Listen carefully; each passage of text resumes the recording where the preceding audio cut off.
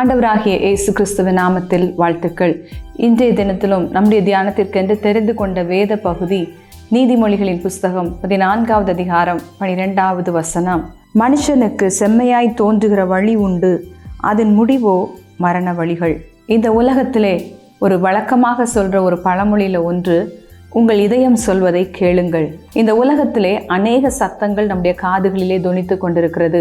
இதில் காதில் விழுகிற எல்லா சத்தங்களையும் நாம் கேட்கும் பொழுது நாம் தவறான பாதையிலே நம்முடைய வாழ்க்கையை நடத்தி கொண்டு போய்விடுவோம். ஆனால் ஆண்டவர் நமக்கு ஒரு வழியை வைத்திருக்கிறார். இந்த சத்தத்தை நாம் கேட்டு நடக்கும் பொழுது நாம் வெற்றியின் வாழ்க்கையை நாம் வாழ முடியும். சில நேரங்களிலே தேவனுடைய சத்தத்தை கேட்கிறோம், சில நேரங்களிலே சாத்தானின் சத்தங்களை நாம் கேட்கிறோம், சில நேரங்களிலே நம்முடைய உணர்வுகள் பேசுகிற சத்தங்களையே நாம் கேட்கிறோம். இதில் தேவனுடைய சத்தம் எது என்று சொல்லி நாம் நிதானித்து பார்த்து அந்த வழியை நாம் தெரிந்து கொள்ள வேண்டும். அந்த தேவனுடைய சத்தத்தை நான் எப்படி கேட்க முடியும் என்று சொல்லி நாம் கேட்கலாம். 2 விதங்களிலே நாம் கேட்க முடியும். முதலாவதாக தேவனை அறிகிற அறிவு, தனிப்பட்ட விதத்திலே நாம் தேவனை அறிந்திருக்கிற அறிவின் மூலமாக நாம் இது தேவனுடைய சத்தம் என்பதை நம்மால் புரிந்து கொள்ள முடியும். 2வதாக நாம் எப்படி புரிந்து கொள்ள முடியும் என்று சொன்னால், ஒரு பகுத்தறிவுள்ள ஒரு ஆவி நம்மிடத்திலே காணப்பட வேண்டும். இந்த கடைசி நாட்களிலே பகுத்தறிவுள்ள ஒரு ஆவி நம்மிடத்திலே இருக்க வேண்டும்.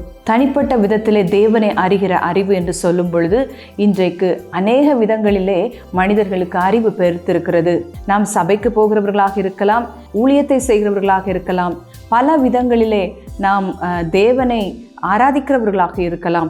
ஆனாலும் தேவனுக்கும் எனக்கும் என்கிற ஒரு தனிப்பட்ட ஒரு தேவனை அறிகிற அறிவு எனக்கு இருக்கும் பொழுதுதான் நான் தேவனுடைய சத்தத்தை நான் கேட்க முடியும். 2வதாக பகுத்தறிகிற ஒரு ஆவி. இது எப்படி உண்டாகும்? பரிசுத்த ஆவியானவருடைய அபிஷேகம் நமக்குள்ளே இருக்கும் பொழுது அந்த பரிசுத்த ஆவியானவருடைய வல்லமையினாலே அந்த பகுத்தறிவை நமக்கு கொடுக்கிறார். ஏசாயா தீர்க்கதரிசியின் புஸ்தகம் 30வது அதிகாரம் 21வது வசனத்திலே நாம் இப்படி வாசிக்கிறோம். நீங்கள் வலதுபுறமாய் சாயும் போதும் இடதுபுறமாய் சாயும் போதும் வழி இதுவே, இதிலே நடவுங்கள் என்று உங்களுக்கு பின்னாலே சொல்லும் வார்த்தையை உங்கள் காதுகள் கேட்கும். நம்முடைய ஆவியானவர் நமக்குள்ளே இருந்து நம்மை வழி நடத்தும் பொழுது அநேக வழிகள் நமக்கு முன்பாக இருந்தாலும் வழி இதுவே, இதிலே நடவுங்கள் என்று சொல்லி பரிசுத்த ஆவியானவரோடு நாம் தொடர்பில் இருக்கும் பொழுது நாம் தெளிவாய் அந்த சத்தத்தை நம்மால் கேட்க முடியும். அந்த பரிசுத்த ஆவியானவருடைய வழி இது என்று சொல்லி நீங்கள் தெளிவாய் உங்களை உறுதிப்படுத்தி கொள்வதற்கு எப்பொழுதும் தேவ ஆவியானவருடைய பிரசன்னத்திலே நீங்கள் விழிப்புள்ளவர்களாக இருங்கள். 2வதாக, நாமே எப்பொழுதும் தேவனிடத்தில் பேசி கொண்டிருக்காதபடிக்கு தேவன் நம்மிடத்தில் பேச வருகிறார்.